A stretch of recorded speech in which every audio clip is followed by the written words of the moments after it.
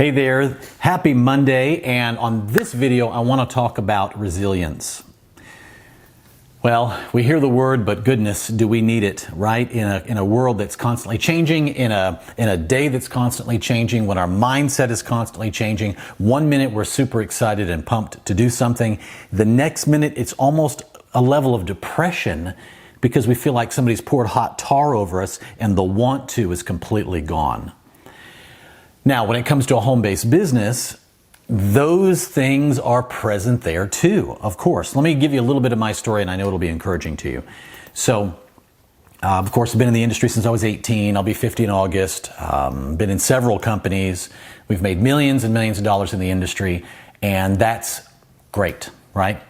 I don't mean to be casual about it, but there's so much more. I don't camp out on that. That's not my identity. And, that's not a label I use. I know what's possible. I know what I haven't done. I know how much more is possible. And I'm still very hungry to really build massively because I know I've done nothing yet. And anything that I have done or that has been exciting or life-changing, because everything is relative, I just know that there's so much more, okay? So that's why I'm talking like this. Well, when we got into our current company almost 14 years ago, well, 13 and a half years ago, come August, it'll be 14 years.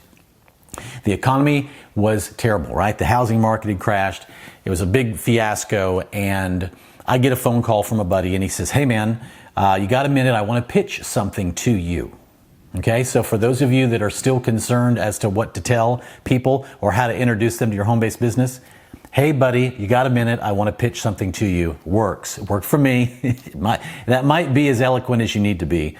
But anyway, so he tells me and he says, hey, and he tells me the story. These particular people are opening up their new company as a direct sales model. What do you think? I said, if half of that is true, we're going to make a fortune. I said, I'm going to meet you for coffee. Where are you? That's exactly what I said. I'm just being honest. That's exactly what I said.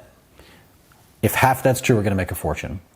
Not because I was concerned if the company was going to do it. The fact that I knew that I was going to do it. Very different. So I met him for coffee. I said, hey, I said, okay, I'm in. And the crazy part is I was already in another direct sales company that I had been in for several months, and I was growing it aggressively. But it just wasn't, I don't know, there was just things about it that just weren't clicking for me, right? So part of it was, okay, I'm hearing about this new opportunity. I know I'm going to jump into it full force. I was ready to go. I was actually mad when he told me because I knew I was going to quit the other one. Isn't that funny? But the other part is I wanted to tell my wife, but I'm like, oh gosh, I've spent all this time and money building this other one, and now I'm going to jump ship and do something different. Now, the one that I jumped into that we've been in now is a skincare company, and it's predominantly female customers. Now, men can use it, men do use it, but the women are the vast majority of the customers and the consultants. So going into a company that had no traction, did not understand what they were doing in the direct sales model. I'd been in the industry 17 years when I heard about this, and we actually got to be part of the DNA that helped to create the culture to literally launch it in a predominantly female market. Now, at the time, I jump in, I said, give me the microphone, and my wife was like, I really wish you'd go get a real job. She said that because she was scared, right? Where she was excellent and full of faith and was resilient, I wasn't. But where I was excellent, resilient, full of faith, she wasn't. And so, of course, that's a marriage. And I said, I've got this. I'm going to bring you home this year. That's point blank what I said. I will bring you home from your corporate job this year. She goes, I wish you'd go get a real job. I said, I'm not going to get a real job. I'm going to do this. And so at that point, the only thing that I saw in my mind, I didn't even understand the company completely. I didn't even understand the compensation plan completely. There was so much infancy into the company that they didn't even know what it was going to look like at full maturity. And so, let me get a sip here. Hold on. So there was so much vision casting. There was so much we were speaking so much vision that we were calling people to the cause, and we truly weren't sure if the company was going to last forever or not. We just knew that the products were excellent, the reputation was excellent, they weren't on trial, and I could speak boldly about it, dogmatically about it. So I just put my head down and I built it. Now my wife, it's a funny thing, she just did a post yesterday. We were in masks. masks, not the mask that you're thinking of. No. Masks, at nighttime you put a nice mask on. And so she and I both had masks, and I love it. I just lay there and she just supplies it and puts it on my face. And anyway, we did a picture of us in masks before bed. And she was telling a little bit, because people always say, well, hey, Holly, what was it like? I mean, how long did it take for your husband to get on board in your home-based business skincare company? And she goes, well, actually, I wasn't on board at all. As a matter of fact, I didn't want anything to do with it. And she'll tell you, she says, I didn't want to get on your phone calls. She says this in meetings in front of anybody. She says, listen, I didn't want to get on his phone calls. I didn't want to come to his meetings. When he came home, I didn't want to hear about it. She was just terrified. Again, market crashed. She's in the mortgage industry, trying to hold things together. She's the main bread earner. I jumped out of another direct sales company. I jumped into this one, and I'm talking about skincare. Interesting combination, right? But what I did is I put my head down. I saw her leaving her job. I wanted her home so badly. I did not marry my wife to be away from her. I say this all the time. I did not pray the many years that I did to meet the woman of my dreams, to marry her and then spend the next 30 years away from her. To have kids, but give them a kiss in the morning and a kiss at night, give them crumbs because they're off to daycare or off to school all day. They don't deserve it. I don't deserve it. It's not the American dream. It's not my dream. So I decided to do something about it. It's pretty close to what I usually say. And so I just saw her retired. And I didn't want to miss a moment with her. And I wanted to live a life where we could travel and experience everything, where we never said, gosh, Mom and Dad were too busy working. I just didn't want that as my story. So put my head down, saw her retired, and 9 months into it, I was able to pull her out of her job. She worked from home for a few months and then officially was done with her position there. And that was, 12 and a half, 13 years ago, whatever the math is. And I just wouldn't do anything any different. Because we go through our phones, right? We go through our phones and there are so many pictures and videos. Sometimes the whole family we sit downstairs and all the kids, and we pull up our phones and we beam it up to the television and we say, remember we were at this town, we were in this city, and we were in that area, we went to that state, we had that experience, we had that video. Remember, and every little moment with all of them, we have unbelievable amounts of history. When I was growing up, I can't find maybe 30 photos. The little yellowed out photos, right, that you either had processed somewhere, or the Polaroids, or the Polaroids that came out that are all grayed, if you can even preserve them, or the black and whites from the little photo booths. I don't have any memories or any videos of me growing up. But yet we have so much of the family. That is, if all the tough times in just dealing with people's opinions and my own mental struggles, trying to just hold together as I was building and vision casting and helping people overcome their limitations to adopt something and to run with it, I'd do it all again 10 times over just for the memories.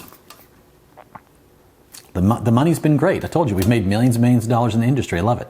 Love it. But the memories and never missing a moment is everything. So on this video, I wanted to ask you, why in the world did you join a home-based business? Why have you decided to work for yourself? Do you have a vision board where you've cut out or taken pictures of your ideal self, where you want to live, what you want to drive, what you want the family to do, how much money you want to make, when you want to go to part-time, then if you even want to. Do you want to pay for college? I know not everybody's going to do this industry, and some people still want to go off into a traditional path that requires schooling and all these kind of things. Whatever it is, put it on the dream board. Put it before your eyes. Write the vision down. Make it plain. Right? It's a Habakkuk verse in the scriptures. It's about putting the vision down, making it plain, putting it before your eyes. There's something about seeing it even two-dimensionally on paper. You cut it out, you put it on the board, you look at it. See, in my mind, I saw my wife leaving her job. And when she walked down the large spiral stairs and got into my, what did I have, a 2009 think it was a 2009 Honda Odyssey minivan, all black, black on black. I mean, I felt like I had arrived back then. Had all kinds of blue metal flake in it. I still like minivans a lot, by the way. Love them.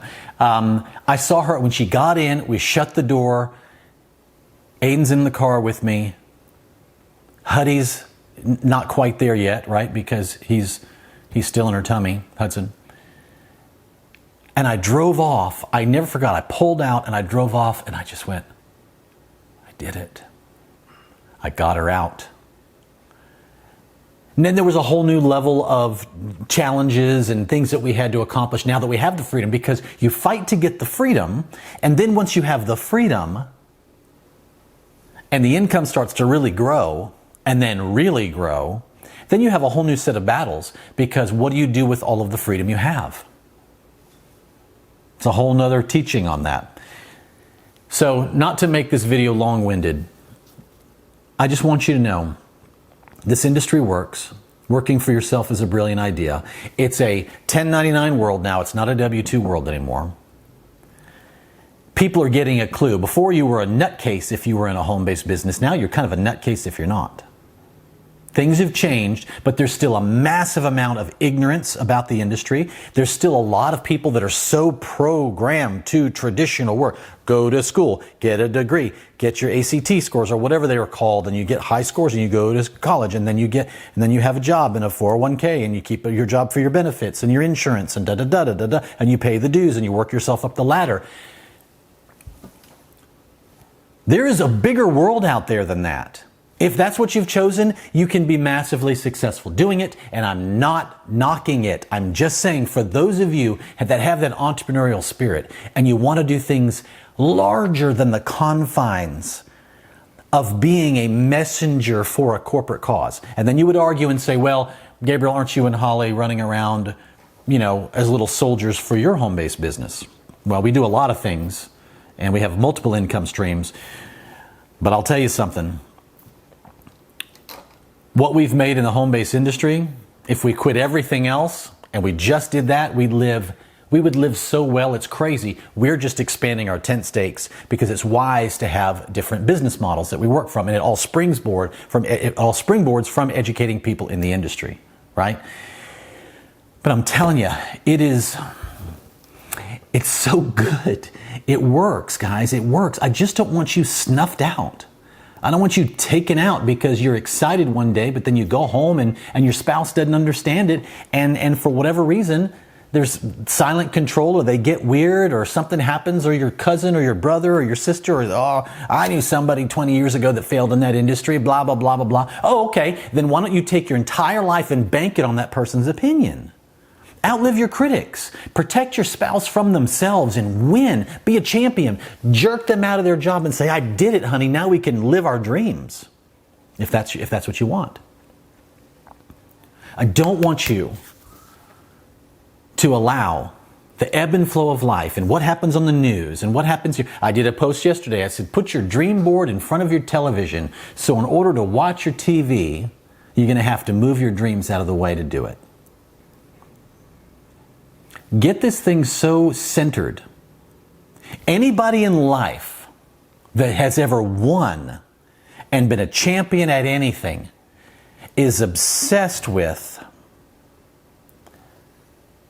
being so dead focused on it that obstacles don't exist because they already see themselves winning. Well, like I wrote in my book, right? One of the stories of the gentleman that hit Everest, right? One of the first people to ever climb Everest. Long story short, when the interviewers and the reporters were asking him what it was like, what was it like when you were up there, and they asked him this litany of questions, and he was quiet. They said, tell us.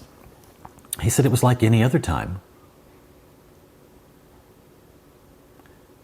And they said, what do you mean, what was it like when you got there? Didn't you just climb it? Now you're telling us it's like any other time? He said, yeah, I already saw myself doing it in my mind, so by the time I got up to the top of the mountain, it was familiar. I already arrived in my heart and my mind and my vision. I already made it to the peak. So doing the mechanics to get there physically wasn't hard because I'd already anchored it in my mind. What have you anchored in your mind? What have you anchored in your mind? What are you putting before your eyes? What are you meditating on? Who are you listening to?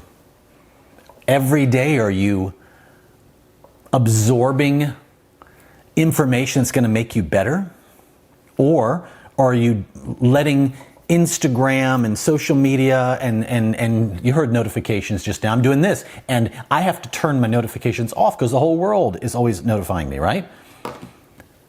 Is all of that stuff distracting you and it doesn't even give you the ability to focus? And if you're wondering why your business hasn't grown, ask yourself the question. It's the same question I ask. How much time am I giving to it focused? Because do it, then turn it off and focus on your family, right?